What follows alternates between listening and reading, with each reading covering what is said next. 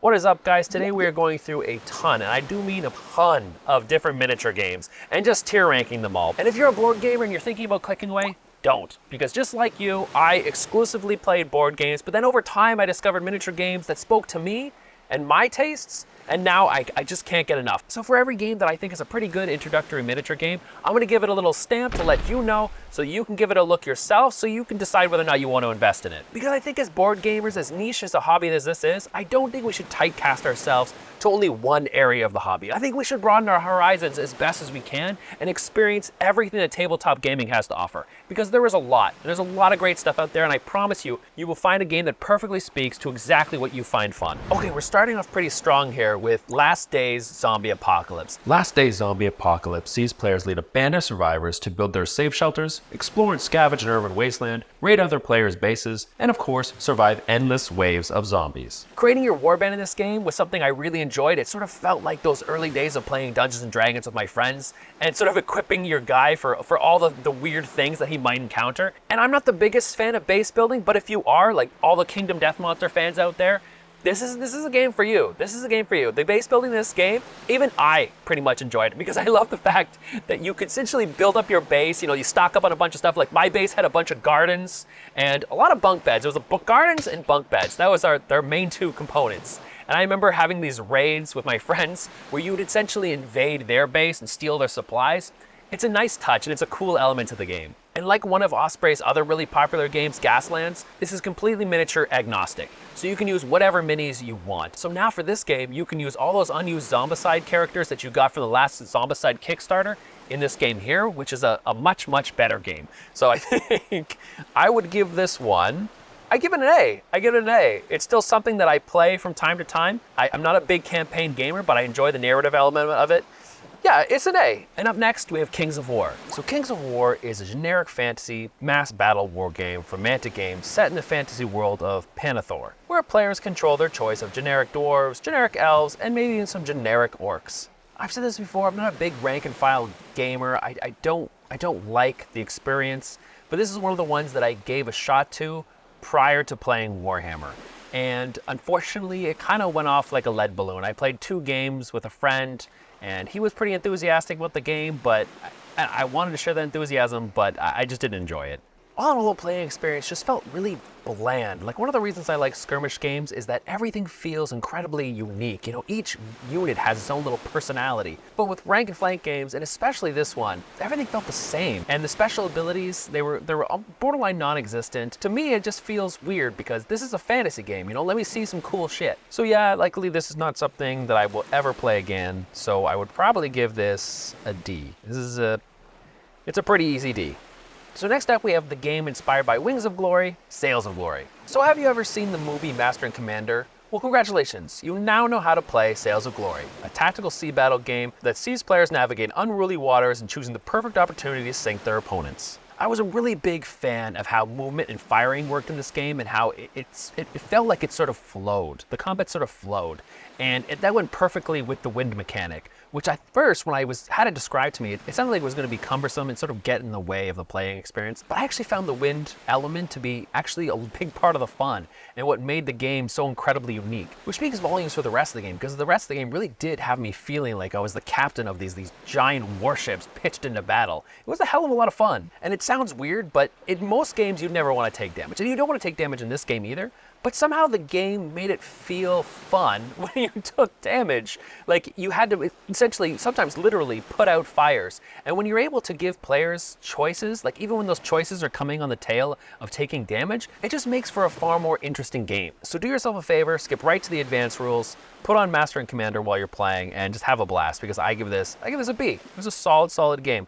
And next up we have Malifaux. Malifaux presents a twisted reality of the 1900s filled with gothic horror, steampunk contraptions, Wild West gunslingers, and a slew of other crazy awesome shit. Engage in combat that is completely dice-free in this wonderfully creative and unique card-driven game as you battle your opponent with some of the most wildly interesting miniatures in tabletop gaming. The card play in this game is just so damn interesting. All the combat and all the actions that you perform are completely diceless. You just use cards, and then when you go to do checks, like whether or not you're going to cast a spell successfully, you flip over the card, and your opponent flips over his card, and you're trying to beat their numbers while also matching your target numbers. But the interesting thing is that you also have a hand of personal cards, which you can use to cheat. And so you get this really interesting like mind game where you're like, okay, if I cheat now, will the other person be able to cheat and play a higher card than me? Or is the action I'm performing even worth cheating, or should I hold on to this? And that's a hell of a lot of fun. And deciding when to use those soul stones is also really clutch and really stressful. Malifaux is basically just like layers and layers of depth.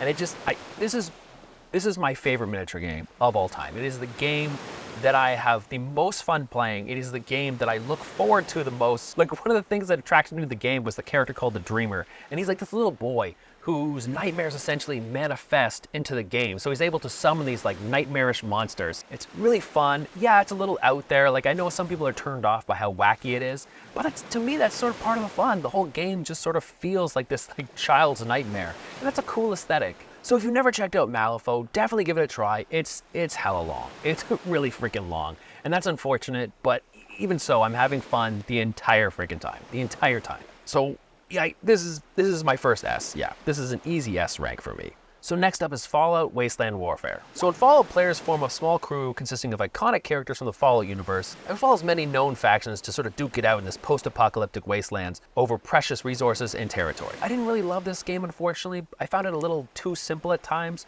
but I did feel like the fact that it was cooperative, and if you're a solo gamer, this is a game you want to check out. I found those two elements to be sort of breath of fresh air in a hobby space that doesn't typically cater to solo gamers and cooperative gamers, and my friend and I did really enjoy playing together. And I really appreciate the strong narrative element to this game. Like, I think one of the missions we played was rescuing dog meat, and what's interesting is that it had different endings depending on how you performed within the scenario. Unfortunately, I found the game to be pretty sandboxy. I know it sounds contradictory because I said I like a nice thematic experience, but I also do like a somewhat tight rule set to sort of guide my experience. And I don't think this game had that. So for me, it's still a good game, so I'd give it a C. It's a C. Up next is the classic Games Workshop game, Mordheim.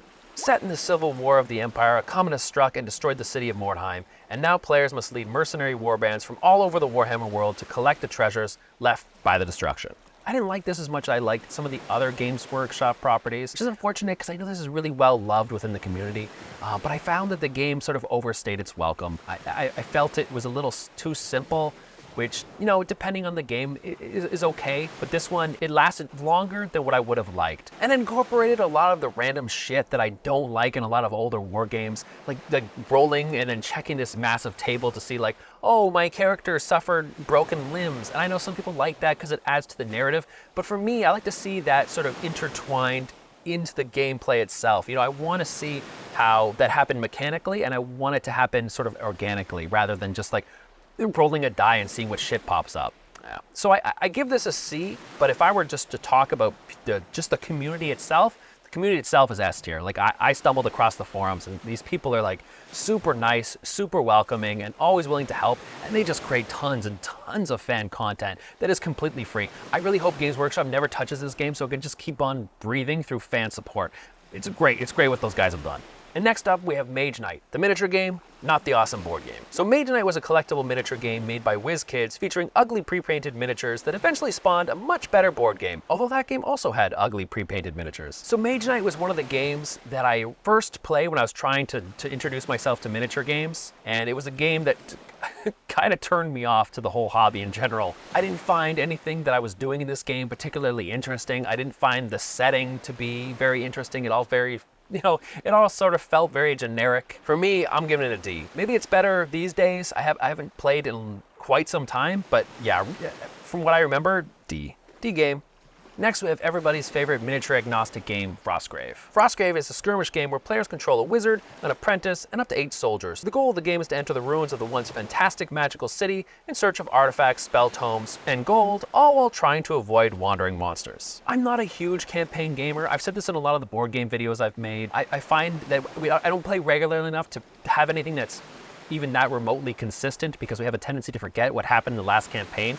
But I played this about 5 times, and we did enjoy it the entire process, but unfortunately we just ended up ditching it for other games. One thing I really, really love about this game is the environmental effects, and I don't see this in a lot of other miniature games, and I kind of understand why, because it can feel a little random and punishing, but here, like, having these, like, wandering monsters and like, you know, hazardous traps that would, you know, kill your dudes was a lot of fun. A lot of fun. It added to the narrative element, and, like, whenever it happened, even if it happened to your own guys, you laughed, you smiled, because it was just silly and it was fun. And combat especially was very welcoming, especially to new players. Like, I was coming off playing a lot of Dungeons and Dragons, so to go from basically what is essentially a D20 system felt very welcoming, and it was a lot of fun. The only bad thing about the D20 system is that it was also a little simple. And, you know, the reason combat can be relatively simple in Dungeons and Dragons is because the focus has to be on role playing. Whereas the focus in a game like this, I kind of feel like should be the combat. And so I would have liked a bit more oomph, I guess. But it did deliver a really fun campaign for the limited time that we did play it. And like I said, I love the fact that it's miniature agnostic, so I can just throw in whatever I want. This is definitely a game that I would say is a beginner-friendly miniature game that is worth dipping your toes if you're thinking about the hobby. So I would give this, it's an easy B. An easy B.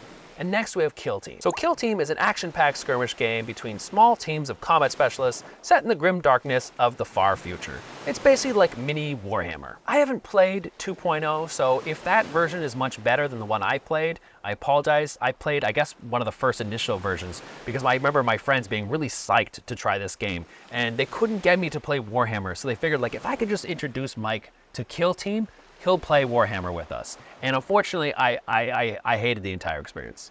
The damage system in this game just felt like really grindy. Like, it felt like it was hard to really do damage to people. And so, like I said, it just kind of felt like this, like, tedious grind, and it wasn't particularly fun. And I really like to point out mechanics that are unique to wargames, because for me, that's kind of what draws me into the game in the first place. I feel like if there was anything special about this game that was interesting, I don't know, it just felt like it was treading familiar ground, and for that, it just didn't hold my interest. It didn't hold my interest. I sold I think there was an Nurgle army, I sold them, Jellerpox. I sold them right away. I just didn't want to play anymore. So, you know, for that, it wasn't bad.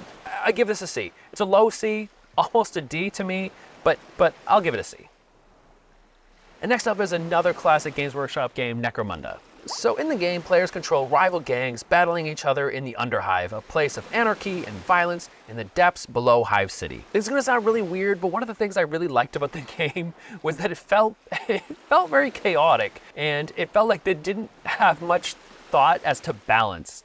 And sometimes that can be a little fun, because I feel like Kill Team just felt, I don't know, it sort of turned me off. It sort of felt boring and unimaginative, where this game felt like it had imagination in spades. Unfortunately, the campaign required a dungeon master, and nobody in my play group was willing to do that, so we didn't really play that much, but I do remember enjoying it. I think I'll just stick this at a C. I think it's a C game. And next up is everyone's favorite giant robot battle game, Battletech. So in Battletech, you build your very own mechanized warrior to form a lance to fight your opponent's giant robots and destroy as much shit as possible. And just go straight to the expanded rules, because I like basically that they have this sort of bomb that is the heat modifier, because it's this cool mechanic that's like perfectly thematic, where your mechs essentially generate heat, right? And if you move too much or if you attack too much, you suffer, you know, various consequences, like not being able to move as well, or just blowing up in general. And it's a cool, very tense element to the game that I enjoy. It's all hex-based too, which I know a lot of newcomers to the hobby are going to really enjoy, because I know it can feel a little daunting using the measuring stick to make all your movements. And for somebody who plays a lot of tabletop miniature games like myself, it's actually just kind of refreshing to go back to just using hexes. But of course, the main fun of this game is building your own mechs. You know, you really feel like a kid just putting together all these like awesome giant robots and then just equipping them with all these freaking awesome equipment. And for that, just for that alone, this game is a definite A. It's a definite A. Next, we have another classic Games Workshop game, Middle-earth, the strategy game. Or Middle-earth Battles strategy game or something. I don't know, the name is stupid. So the game is a wonderfully scalable miniature game where players get the opportunity to field the greatest heroes of Middle-earth to reenact or even create their own great battle in Tolkien's world. I found the game very easy to get into, which was refreshing. I tried this many years ago, and I didn't really enjoy the experience. I think a lot of designers have this tendency to think that just like more rules equals more depth, But that's not always the case, and I think this is a game that had a decent amount of depth, considering how little rules overhead there was. And I love how well this game scales, because like I said, you could have these like giant Battle of Helm's Deep type battles, or you can just keep it nice and small, like a skirmish game. And I like that. Even though I didn't play a lot of the bigger battles, I like that I had that option available to me. And like Guild Ball, like I said, this game's been abandoned, but some amazing fans have kept this thing alive and kept pumping out more scenarios and more updates. So I love tabletop community. They're so awesome. I give this a C. No, I give this a B. This is a B. I give this a B simply because the fan output is so damn good. Next up is Arena Rex. So Arena Rex sees players controlling a small group of gladiators in the mythic battle age, battling in the sands of the arena as they entertain the crowd through brutal combat and highly tactical movement to avoid the pitfalls of their dangerous environment. It pains me so much to put this game into the tier that I'm thinking of putting this game, because I bought in heavy into this game. There was a point where I owned almost every single one of their miniatures, and I painted them because their miniatures were so incredibly beautiful, and they're at a larger scale, so they're a blast to paint. You know, there's definitely some things I like. I like the exhaustion mechanic in the game. You know, I like the idea of making this tactical decision when you're trying to activate a unit and decided like, okay, is it worth it to activate this unit knowing full well that he's gonna be exhausted for the next round? It's cool, it's a cool element. Sadly, the more I played, the more the flaws just sort of began to show. Like, a lot of the characters, as cool and unique looking as they are, eventually just kind of all felt the same. And the movement shenanigans, as cool as they are, I realized that that's kind of all the game is trying to jockey in and out of position and push your enemies against the wall or push them into traps, which is cool, but there wasn't a lot of depth to this game. And while I would say it's a really good introductory game, for some people, if you have a lot of money to spend because the miniatures cost a fortune, it's not one I would recommend wholeheartedly. And unfortunately, at this point, you know, when I first started playing, probably an A tier, but you know, considering I sold it, I would say a C tier. You know, I don't hate it, but yeah, it didn't hold my interest long enough. Next up is the miniature game that's borderline a board game, Monsterpocalypse. So Monsterpocalypse is a fast-paced, easy-to-play kaiju miniature game where players play as giant monsters battling one another where they smash and destroy the city before them on their brutal path to victory. I love how in this game, the monsters that you buy, they come with their own buildings, and those buildings sort of provide a special power to the monsters in your group. I don't know how that works thematically. Like, I don't know why it's like Field Hospital is like healing Godzilla, but who cares? It's cool, it's neat, it adds a nice little element to it. The game is really simple, so it's not one that held my interest very long, but it's definitely one that I would say, you know, is a good start if you're just dipping your toes into miniature gaming, and I would highly recommend this for if you have kids. What little boy wouldn't want to play with these giant friggin' monsters and bashing up the city and stuff? It was fun in that respect. I did try the newer edition when they reprinted everything, and I didn't like it as much as the original. I don't know if I'm the minority on that one, but as it is, it's a C game. It's a C game. The C list is getting a little overwhelmed here. Next, we have everyone's favorite sports game but mine, Blood Bowl. So Blood Bowl is a game of ultra-violent sports mayhem where you take on the role of a coach of a motley crew of players battling for supremacy on the field through a bunch of random rolls on a table that will ultimately irritate the living hell out of you. God, I went into this game really wanting to love it, you know? I love the idea of a sort of like, do you remember the game Mutant League? Those like old sports games on like the Sega Genesis where you played as like these mutants doing sports like football or soccer. Those games, they were a blast, and I thought that's what this was going to be, but it wasn't. It really wasn't. I've said this before, I don't need a game to be perfectly balanced. I'm not a strict balance rules monster. I'm okay with sacrificing balance for a bit of thematic storytelling fun. But again, this game was one of those things where it's just, you just look at a chart and just roll a die and you're like, oh, my player now has, oh, he has gonorrhea, he can't play the next match. And it's just, I don't know. It's just silly. It's silly, and it irritated the hell out of me. But you know, I get why people love it so much, and I know you kind of have to play a season, a campaign to really enjoy it, which we didn't do. We played like maybe 2 or 3 times. So for me, it's a D. It's a D. You know, I couldn't embrace that chaos. To me, it just felt like random layers of bullshit. So yeah, sorry, Blood Bowl fans. You're a cool community, but I give your game a D. I apologize. Next up, we have what I believe is arguably the best made miniature game that has ever existed, Infinity. So Infinity sees players leading a unique futuristic faction across a variety of different playing fields and scenarios to hack enemy computers, neutralize important targets, steal enemy shipments, or just beat the living hell out of the other faction. Infinity is a game that I would never recommend to anybody, despite how damn good I think it is, because the amount of effort and energy you need to get into this game is astronomical. The rulebook is so incredibly dense. But here's the thing. When I was reading that rulebook in comparison to a lot of other miniature games, there were times when I was having fun. There were times when I was like just reading the book and thinking like, damn, that's cool. That's really cool. Like when you read about holograms for the first time and how you can have one player just basically projects these like 3 images and the other player has to guess which one to shoot, or the camouflage rules, as dense as they can be, because like I said, it's rule stacked on rule stacked on rule. It's just cool. It's just cool. And it's one of those games where all those extra rules, they just add to the depth. And the reaction system in this game is just so beautiful.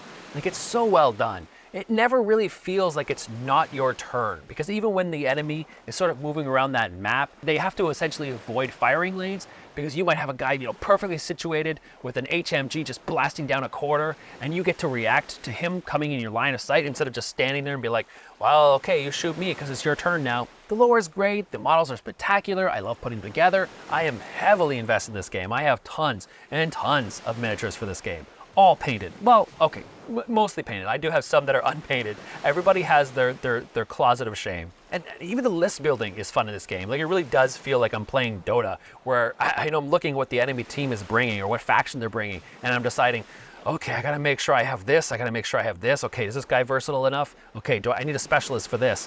It's so good. It's so good. I give this game an S. It's an easy S. Even though I like Malifaux more than Infinity, I think Infinity is the best game that's ever been made. And up next is another classic Games Workshop game, Space Hulk. In Space Hulk, one player plays as the Space Marines, investigating a giant ship, while the other player plays the Tyranids, defending their home in a very tight and streamlined close-quarters miniature game experience that gets reprinted every so often and then sold for an absolute fortune a few months later. I kind of look at this game as like a beer and pretzels war game, which I think every board gamer and miniature gamer needs. You need those sort of lighter games sometimes that are just, fun to play with a buddy. And of course it incorporates a few board gamey elements, like it uses action points, which, to a board gamer, they're gonna feel right at home if they wanted to try this. And I love the way that the Gen Stealers spawn in this game. It's almost like these little blips on a radar, like in the movie Alien, where you can see that they're getting closer and closer. And the fascinating thing is like, you can basically mess with the other players' heads to dictate like, oh, okay, make them think you're going to spawn a bunch of miniatures here, but in actuality, on a flank where they don't have as many guys guarding, that's where you spawn most of your miniatures, and that's cool. It's a cool element to the game. Unfortunately, I did sell this game. It just became too tempting. Like, when the game just soars in value directly after it's printed and they stop reprinting it, I had to. I think I sold it for like 300 and something, or maybe it was 400, I don't know. But it was a lot. But I give this game a B. It's a solid B game. Next up is the brother to Frostgrave, Stargrave. So Stargrave is a skirmish war game set in a dangerous galaxy where players command a small crew of adventurers hunting for loot while trying not to call too much attention to their activities. Mechanically, this game is pretty much the same thing, more or less, as Frostgrave, and I prefer Frostgrave a bit more because I sort of like the fantasy setting, and I like it that it feels almost like an extension of Dungeons & Dragons, even though they're not. Wizards of the Coast has nothing to do with this game, but I will say that this game does feature a lot more ranged combat. So, if you like the space theme a bit more and you like ranged combat more, Stargrave is what I recommend, because every character seems to have a blaster or a pistol or whatever. So, like Frostgrave, I give this one a B. And next up is the game that you probably skipped ahead, and you're only going to watch this entry, Warhammer 40k. In the 41st millennium, warring factions from ancient civilizations and upstart empires fight endless battles across innumerable worlds of this dark... come on, it's Warhammer. You know what this thing is about. Just for reference, only Warhammer version I have played, and yes, I had a buddy finally convince me to bunker down and play his army, was 10th edition, so I don't have much knowledge prior to that. Warhammer has always been one of those games that you would hear about, or at least I would hear about, and it always sounded interesting. People would love, especially my friends, I used to have these buddies who always loved talking about Warhammer, and they would always, they'd always tell these stories from the lore as if it was like stories that they experienced. And it was always really fun to hear. And unfortunately, I wasn't a big fan of Warhammer 40k. I haven't tried Age of Sigmar. I've been told that to some people think that's better. But from what I played with this game, I didn't feel like all the rules overhead really added to the depth of the gameplay. Like, what's funny is that I would typically preface my opinion to a game like this with like, oh, you know, it's just my opinion, blah, blah, blah, blah. But what I find fascinating about Warhammer is that nobody hates Warhammer more than people who play Warhammer. Like 80% of the conversations I would overhear from friends talking about 40k would be how much they hate 40k. Primarily how much they hate GW. Because, man, I swear to God, it feels like there's like a new boycott going around for this company, like every month. I think there's one going on right now. Like, I think some change has been made that people are upset about, which I think says a lot about the fan base. Unfortunately, what that means is I watch a lot of content creators sometimes that talk about Warhammer, and they'll talk about like Games Workshop and be like, oh, I'm so mad about this change, I hate them. And then the next week they're making another video about Warhammer, about how they just bought some new box set that they want you to buy. It seems a little confusing.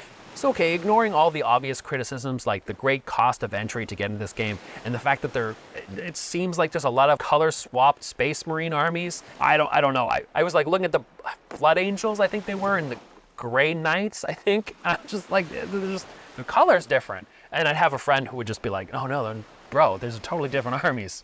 I don't know. It seemed a little weird. But for me, the whole rule set, it just felt bland. You know, maybe because it's a product of its time and it's sort of like the granddaddy of war games. And because I didn't get introduced through Warhammer, which I think most miniature gamers, you know, have a tendency to follow that path. For me, it came later. So for me, all the stuff that I had seen in Warhammer just felt like it was treading on familiar grounds. And I just didn't like it. I didn't like it. And so for that reason, I think I just give it a C. I don't hate it. I didn't hate it. You know, if my buddy comes up and he's adamant about playing it again, I'll give it another shot. Or, you know, if Game Workshop, if you're watching this and you want me to shill some product, you can send me a box. I don't know if I'll like it. I'm pretty honest on stream. So I might shit on your box, but, well, not literally. I won't actually literally shit on your box. I just meant like metaphorically deliver a poor opinion of the product. All right, up next is a game that really pisses me off, Batman the Miniature Game. Batman the Miniature Game sees players leading a small group of iconic characters from Batman's rogue gallery into the dark streets of Gotham to fight for territory and maybe even get the chance to take down the Bat themselves. What they did to this game in introducing a new version, not that long after a previous version, just destroyed the game for me. It just destroyed it. It took what was a really unique action selection game where you had to do a bit of pre-programming to your actions. A little board gamey, I admit, but unique within the miniature gaming space. And they basically took that away and made it just another generic, bland miniature game, but with Batman miniatures. And to me, that wasn't enough to keep me interested. I bounced. But not all the mechanics that I enjoyed about this game were left in the dust. You know, it still had that night mechanic. It's pretty cool. Like, basically, the game always takes place at night, and there's these like street lamps where in order to shoot at somebody, they have to be within a certain distance of you, so fairly close because it's dark and you can't see very well, or within these street lamps. So it kind of forces you to interact with the terrain in a pretty unique manner. And it also has these sewer grates, which will let you sort of zip across the map. It makes it a pretty fun playing experience. And it becomes a good way to balance out the ranged combat in a game where, you know, basically it would just be dominated by guns. But thankfully, because the darkness mechanic, you sometimes have to get up and personal and punch some skulls. For now, I give this game, I would have given it an A like years back, but now I'm really salty. I'm really salty. So for what is mechanically, I think, in its current state of C game, I'm giving it a D. I'm giving it a D because it's my list, and if I want to be salty, I can. It's a D game. Next up is what was one of the biggest games, or at least felt like it, on the planet, Star Wars X-Wing miniature game. In X-Wing, you control a squad of ships fighting in space with customizable crews and awesome equipment, struggling to complete missions and blow your enemy ships into dust. Man, this game felt like it took the whole fucking world by storm. Like, I was so surprised to see this everywhere. And I'm fairly certain that X-Wing surpassed Games Workshop games in terms of sales. Like, I saw this thing everywhere. What's interesting is that now I don't seem to see this game being played anywhere, like not in my local shops. Sometimes I don't even see the product. That being said, I did not get into the newer version of this game, so maybe it's better, maybe it's worse, I don't know. I'm just one of those players that just dropped the game the second the version changed, and they wanted me to buy like these weird expansion packs for each individual model. It was too much. I just stopped playing. The one thing that drew me into this game was sort of the reason why I like Sails of Glory. I love the maneuver system. Oh, and Gaslands, where it feels a little cumbersome. It's not precise, where you're doing these big old loops and it's hard to turn around. For me, it just adds to a really cool tactical element of the game that you're not getting in other miniature games. I don't need to talk much more about this game. You know a ton about it. Hell, your grandma probably at some point played this at her local church group. Everybody was playing this game. I give it, even though I abandoned it, I give it a solid A. It's a solid A. It's still a great game, I'm sure. Let me know in the comment section if this game is worth revisiting, because I haven't sold my shit, so if it's still good, I might check it out again. And on to another game a company just completely screwed up, Guild Ball. Guild Ball is a medieval football game where you lead a gang of 6 players to victory by either knocking the living hell out of your opponent for points or scoring goals. Just be careful not to play too well or Steamforge will come to your house and make you stop playing and cancel your game. I discovered this game at, I think it was Origins. There was a Steamforge employee or presenter at one of the booths, and he was just demoing the game, and he sort of started beckoning me over, and I had given up miniature games a long time ago.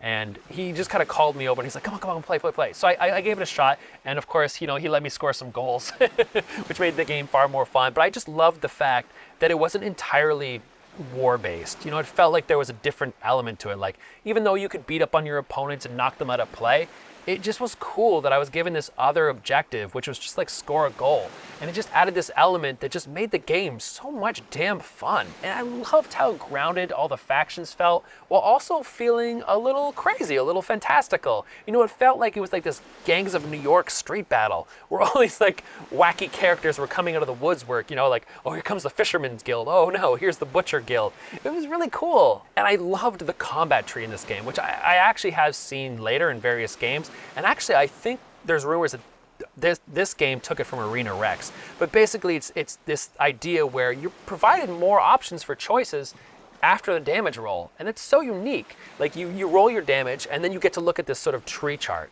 and decide, like, okay, I'm going to impact this status effect, or maybe I'm just going to do this much damage. The more opportunities a game offers me in regards to choices, the happier I am. I'll be honest, I would have given this game an A, especially mechanically, but oh man, what the company did with it, like, it just pisses me off so much. The fans kept this game alive, and in some ways they might have even made it better. Worse yet, Steamforge comes forward. I don't know if you've seen this, but they released an apology video. It's appalling. It's disgusting. It's basically like 2 dudes talking to what seems to be one another, barely even addressing the camera at all, because you're the person they're supposed to be apologizing to. Yeah, they're just basically like, oh, yeah, it was our bad, but you know what? The fans just misinterpreted what our press release was trying to say. Yeah, fuck Steamforged, man. C. It's a C game. Kudos to the fans for keeping this thing alive and still playing. I'd probably still play it if I had a buddy who really wanted to try it out. I kept all my armies, so yeah, C game. Next up is the new and hot Star Wars game, Star Wars Shatterpoint. In Star Wars Shatterpoint, you control a small strike team of Star Wars characters trying your best to complete dynamic missions through fun random activation in an exciting tug-of-war to win a struggle in a best of 3. This is a very simple and fun, action-orientated skirmish game that does a really good job of balancing player choices and complexity with minimal rules overhead. There's a lot of fun abilities in these characters as well. I really enjoy the action selection cards in this and how you're not really sure who's going to activate next, but the game does provide mechanically a way to sort of mitigate that. So if you really want to activate this character first, you can. For combat, it uses a really similar damage tree that you saw in Guild Ball, where you can make more choices, after a damage roll and during an attack roll to say like, okay, I'm going to impact this sort of status effect. And I love that. I love when games do that. I would say this is a great A-level game. And this is coming from someone who doesn't give a damn about Star Wars. I think this is another good entryway game. If you like Star Wars, I can't see you playing any other game but this game. Yeah, great game. Definitely an A tier. Next up is the game that every kid out there in the world wanted to play, Heroscape. Heroscape is a beginner-friendly miniature game where players can field a variety of crazy characters from across a variety of different thematic settings on a colorful and fully customizable plastic battlefield. This is one of those games that, again, kind of feels like cheating, but I would say it is more of a miniature game than it is a board game. I remember buying this shortly after I saw a video of Tom Vassell from the Dice Tower just gushing his brains out over it, and I was really excited. I bought like a bunch of sets, and I put all that plastic crap together, and I looked at these like pre-painted shit miniatures, and we started playing the game, and it felt like a rule set that I would have devised when I was like 12 years old. It felt really simple. And not in a good way. It felt very simple and very boring at the same time. Opinion, none of the characters I was playing, like I had the Marvel set too, they didn't really feel like the characters they were supposed to be portraying. Like it was a lot of like, you know how like Zombicide does that sort of +1 here, -1 here. To me, that's what Heroscape felt like. And it was just bland. It was just so bland. It's a D. It's a D. Oh, I should note that I think this game is making a comeback called like Age of Annihilation. Maybe I'll try that out. I probably won't like that either though. Solid D. I've played a lot more Games Workshop games than I thought I have. Next up is Warcry. Warcry is a quick and action-packed skirmish game set in the world of Age of Sigmar, featuring alternating actions, lots of warband variety, and a super easy to learn rule set. Yeah, this is yet another Games Workshop game that I like quite a bit more than Warhammer. It's a fairly easy game to learn that at times can feel a little swingy, but from my experience in the five times I played it, it was swinging in a good way, I guess, because typically the person who has more experience will win, but at least the person behind has like a chance. They have a chance. I also like that the warbands felt pretty unique, but they weren't so robust as to make you as a player feel overwhelmed. Like I said, it's a pretty simple game, which is a blessing and a curse. You know, it's easy to pick up, but you know, it didn't have the tactical meat to make me want to play it regularly, but it is a game that I will revisit from time to time. And then the sets they put out are awesome. The terrain, awesome. To me, this is the crits. I don't like the crits. They can be fun, but they can also be really freaking annoying. It's a dice game, right? So you know that you're gonna get some randomness, but the way the crits operate they can be a little upsetting at times. But even so, I give this a B. It's a B. I swear this list is just a bunch of Games Workshop games now. Next up is Warhammer Underworlds. Warhammer Underworlds is a fast-paced minigame with deck building and bloody combat where players lead their favorite Warhammer race to victory within a very easy to understand rule set. This is a wonderfully approachable miniature game that many would argue is pretty much just a board game, and I have a tendency to just agree with them, but I want to put it in this list anyway because I think this is a solid game to dip your toes in, especially if you're interested in the Warhammer universe in general. I think I would start here before I would start with Kill Team. There are some drawbacks to this game. It's not fully customizable. You know, you kind of buy your set and that's the set you play. So it doesn't have that cool, you know, team building element, but it is fun. Like I do have a lot of fun with this game and it doesn't overstay its welcome. Most of the customization that you get from this game and most of the tactics really come from the card play. So there are times when it doesn't even feel like a miniature game, but still, I give it a B. I give it a B. It's a really good introductory miniature game. Like I said, if you want to just test your toes, dip your toes. Next up is the perfect game to play after you've watched Shogun, and if you're a giant weeb like myself, Bushido. Bushido is a fantasy samurai skirmish game where players recruit powerful samurai, sneaky tengus, and cool as hell Oni to destroy their enemies across a variety of fun and thematic scenarios. Dude, I really wanted to love this game. I really did. I love the setting. I think all the miniatures are beautiful. I love the Oni. I think they're really cool looking. I'm prefacing this as if I hated the game. I don't. It's actually a really good game. I just wanted to like it a bit more. I wanted this to be one of my staple miniature games, and unfortunately, it didn't become that. I'm a huge fan, like I've said before, of that exhaust mechanic, which pops up again in this game, where you can push your dude, but it means it comes at a cost where he might not be able to perform for the next round.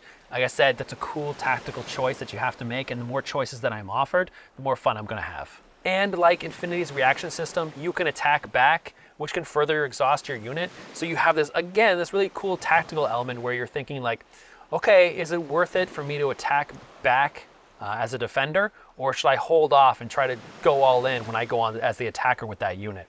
It's a nice choice, and it's a lot of fun, and it makes it feel like you're constantly engaged in the game, even when it's not your turn, and I think that's a big feat to accomplish for a miniature game. One of the big things I don't like about this game is the arcane magic rules.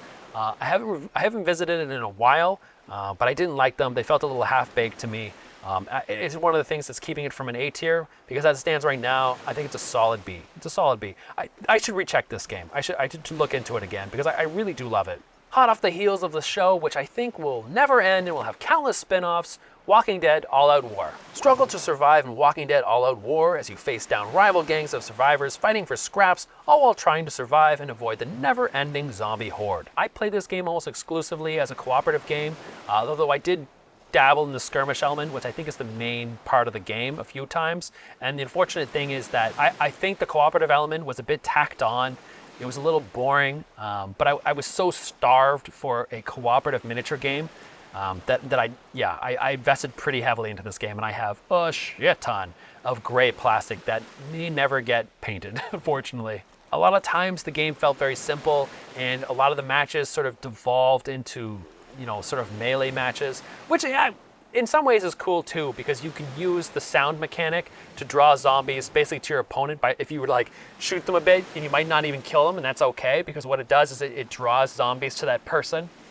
That part was pretty cool. That part is pretty cool. And I think just that mechanic alone is one of the reasons why I would keep this at a C tier and not any lower. Next up is a minigame, thankfully not based on one of the worst last seasons of television history, A Song of Ice and Fire. So A Song of Ice and Fire is a mass-scale rank-and-file wargame where you lead the great houses of Westeros into battle as you use your cunning tactics deck to implement powerful strategies. Battle in this game was about as simple as you can get in these types of games, which is, again, is good and it's bad. I guess this game would be pretty good for a beginner, but for myself, I didn't really enjoy it. All the characters just started feeling the same to me.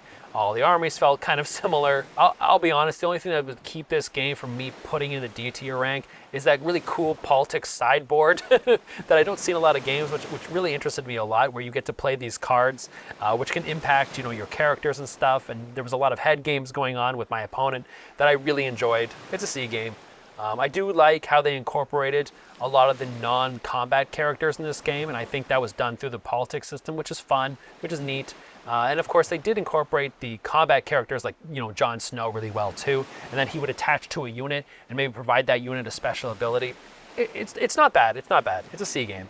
Next up is everyone's favorite World War II game, Bolt Action. So Bolt Action sees players pushing around a small band of soldiers in a World War II setting that errs more on the side of Hollywood war movies than a historical setting, which provides ample opportunity for narrative fun. In my opinion, this feels like the definitive World War II game, even though, like I said, it's not particularly realistic. It is more like an action-packed action movie rather than, a World War II simulator. The one thing I really love in this game is the suppressive mechanic, where it's a lot of times it doesn't even feel like you really have to kill your opponent.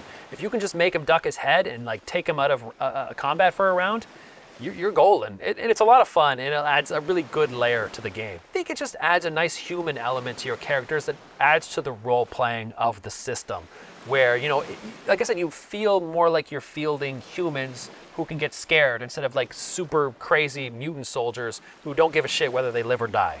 It's a shame though that the vehicle combat in this was lacking. It kind of felt like there was nothing distinguishing different types of tanks, which is unfortunate. I'd like to think of my units getting more fearful of a Tiger tank rolling over the hill rather than just a Sherman. But yeah, I didn't like that. But I get it. It sort of lends to the game's simplicity to have all the vehicles sort of acting as a homogeneous blob, because I think it is more infantry based. For myself, I give this a B. It's a B. Next up, another almost board game that I have snuck onto this list, Aristeia. So Aristeia is a sports game where you build your team of players to take control over the Hexadome, blow up some opponents, and jockey for position in the arena's score zones. So this is another fantastic miniature game that incorporates the element of sport really, really well. I like how customizable it is, how you can field any type of characters and pull them in, and it feels organic and natural. I like the card play in this. I like that when you knock out a character, they can come back a little slower next time. There's just a lot to this game that I really enjoy, even though I know it is kind of board gamey. I understand that. It's sort of a board gamification of miniature games. But this is a game that I would recommend to people who want to dip their toe into miniature gamers. Not into miniature gamers. Don't dip your toe into people. Dip your toe into hobbies. So yeah, this is a game that I would definitely recommend. I give this a really solid A, very beginner friendly. So, you know, if you're one of those people who decided to watch this reluctantly because you're a board gamer, this is definitely a game I'd recommend. Stop watching this video, go buy it now, you crazy kid. But don't actually leave, keep watching, I need them view hours. Like, comment, subscribe. Next up is what is becoming one of my favorite lighter miniature games, Moonstone. Moonstone is a fantasy skirmish game where you round up a group of fairy tale figures and try to dig up precious stones from the earth while slashing, shooting, and bluffing your way to victory. The feeling of this game is very light, it's very whimsical. You know, all the characters sort of remind you of something you'd see out of a Frank Oz or the Dark Crystal type story. Like everything is sort of, it's whimsical, but also a little creepy, and I like that. I like that balance thematically. Plus it helps that the miniatures are just damn gorgeous in this game.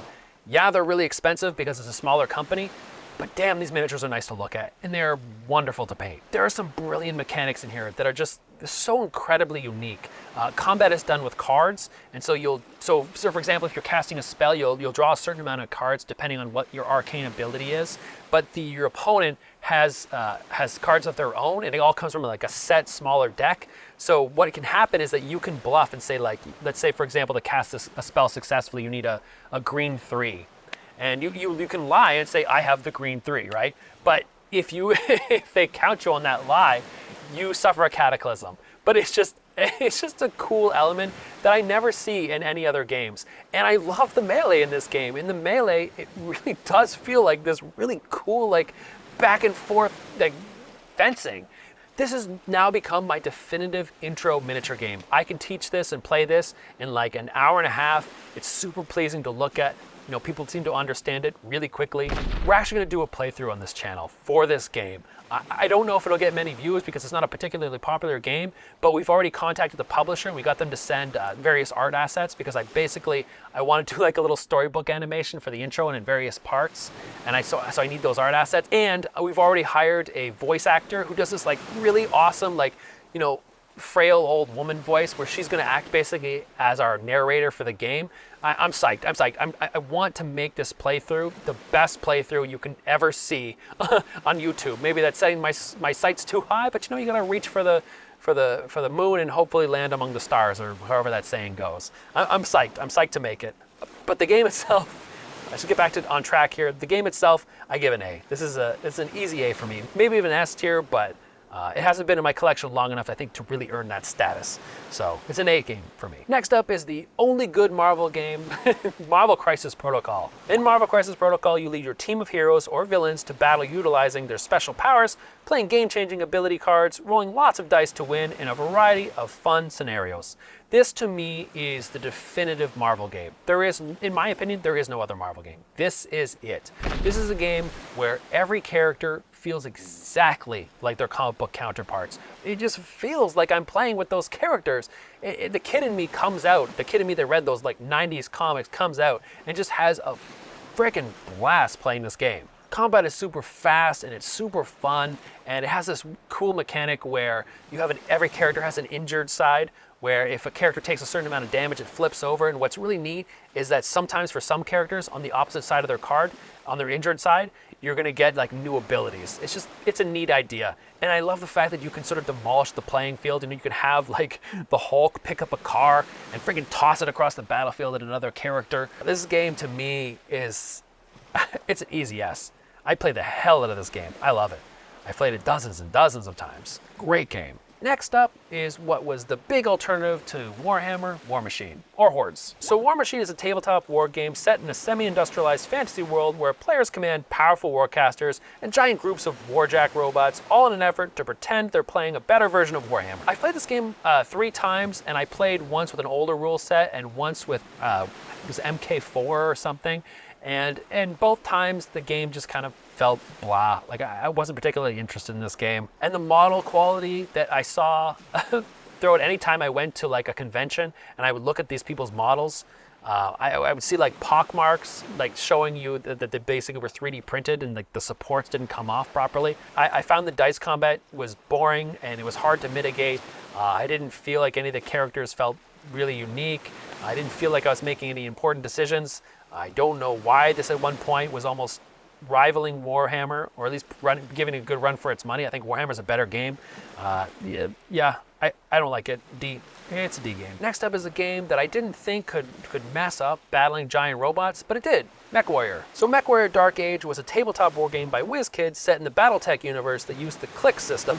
All that sounds pretty confusing. I know the game's miniatures were all ugly, pre-painted giant walking robots that all looked silly, perfectly fitting this silly game. This is a game that was just riddled with a slew of almost good ideas, sort of culminating into what essentially amassed to a mess of a game.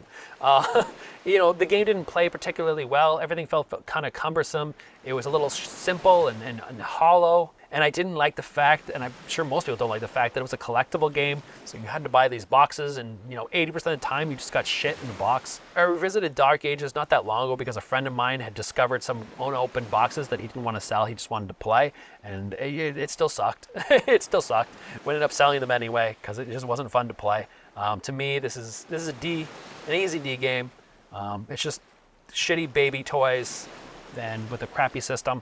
Just go play Battletech. It's better. Next up is Dust 1947. Dust is set in an alternative World War II setting where players control a mixture of everyday soldiers, walking robots, and crazy Cthulhu monsters. Dust is a game that I really wanted to love. I actually really like the board game, which nobody talks about anymore, that has it's just a cool aesthetic. I like the sort of like cheesecake, buxom chicks on giant robots. I think it's cool, it's fun. It sort of reminds me of pulp fantasy Conan. But unfortunately, the game itself, there wasn't much here. I don't think it was a relatively good game. I think that's why it sort of disappeared off the face of the earth, as far as I can tell. Apparently, Dust Tactics is a bit better than 1947, from what I hear. I don't know. I'll never find out. For me, this is a D game. I did not like it. Next up is Dark Age. Dark Age is a science fiction war game that gives players 7 distinct factions to wage skirmish-level battles in the distant, shattered world of Samaria. So here's a game that you've likely never heard of and you may never play. It's a game that I just saw in magazines and stuff and on shelves, and I thought the models just looked so freaking cool. But unfortunately, I couldn't seem to buy it. I couldn't seem to buy any of the models anywhere, at least in my city. So what I ended up doing is I just played this on Tabletop Simulator a couple times, and it's okay. It turned out to be a fairly mediocre game. And combat in this game, I think it was D20 based, so it was relatively simple. So it's just not something that I would ever want to revisit again, even though, like I said, I really love the miniatures. But a love for miniatures can't be the driving force into why you play a game. You need something there, and I don't think Dark Age has it. So yeah, it's a C. Next up is the third best Star Wars game, Star Wars Legion. In Star Wars Legion, you lead your favorite characters and their troops into massive battles with alternating activation, an intricate order system, card initiative mechanics, and some scenarios just dripping in Star Wars theme. I, of course, much more prefer the skirmish game Shatterpoint over this one, but if you really like those mass-scale battles, I could see a person really digging this, especially if you really like the Star Wars universe. And I think combat in this was relatively unique, and it was handled pretty well. Like, there were times when I was playing where it did feel like I was like playing Battlefront 2, which is a cool feat to accomplish. It was decent amount of fun. Duels were simple and relatively easy to follow, and I think the dude at the demo table that I really overstayed my welcome at did a really good job of teaching the game. I really did want to like it because I do have friends that really love the Star Wars theme, but for me, I didn't fall in love. But I think it's a competent game. So for that, I give it a C. Okay, good. We are ending this on a much more positive note. Some of those games were a little bland. Now we have Gaslands. So Gaslands is the greatest beer and pretzel tabletop miniature game that has ever existed and will ever exist. You build and control your own band of cards through a desert apocalyptic wasteland, racing through gates and destroying the ever-living shit out of your opponent's cars to win the game. It is so much fun to go to your local store, buy a Hot Wheels car, and just kit it out. Just glue on just random bits of shit and just paint it up, or not paint it up, who cares? And just have a blast moving this thing around the table and trying to blow people up. The game is so fun. And it's so fun just like kitting out your character, your car, with like this like giant laundry list of equipment. It's like, okay, do I want torpedoes or do I want like sticky oil that I'm gonna throw out the back of my vehicle? It's a hell of a lot of fun. This game, as strange as it sounds, is one that has replaced X-Wing for me. I'm a big fan, like I said, of that movement style, and I think Gaslands just does it better with the skid dice. I find it a lot more enjoyable, a lot more fun, a lot more action-packed. Like I said, this is a definitive beer and pretzels miniature game, and it's a game that I would recommend every single human being on Earth to have. I think just having this, all the game really is a book. So you can just buy the book and just have a few cars. And you don't even have to play on a big like battle map. You just play on your table and you'll probably still have a blast with a bunch, invite a bunch of buddies over, have some drinks. It's a fun game. It really does feel like you're in Death Race 2000, racing around and blowing up Sylvester Stallone. It's just a fun game. And it's just super easy to learn, and that's sort of one of the reasons why I recommend it as a really good starter miniature game, because it is so incredibly unique, and you can explain this game so simply to new players. I can't gush about this game enough.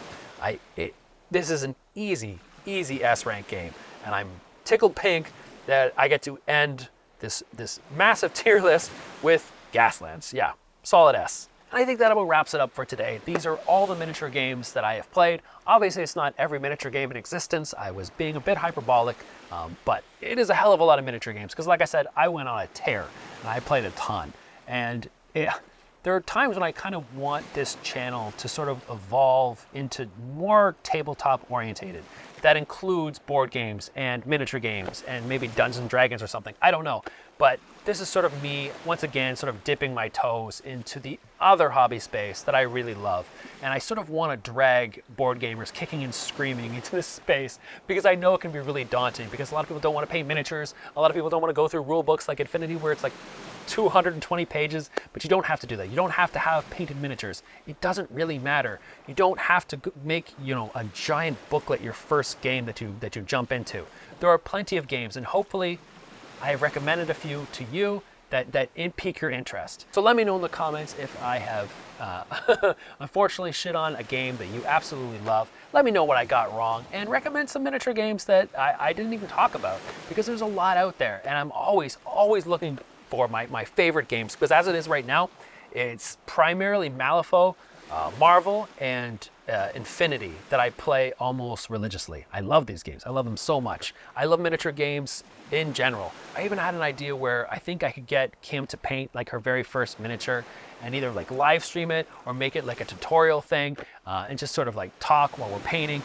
But again, I don't really know what direction to take this channel. We're new. We don't really know what we're doing. We're just having fun as it stands right now. But anyway, I've rambled on too long. Thank you so much for watching. I'll see you in the next one. Bye.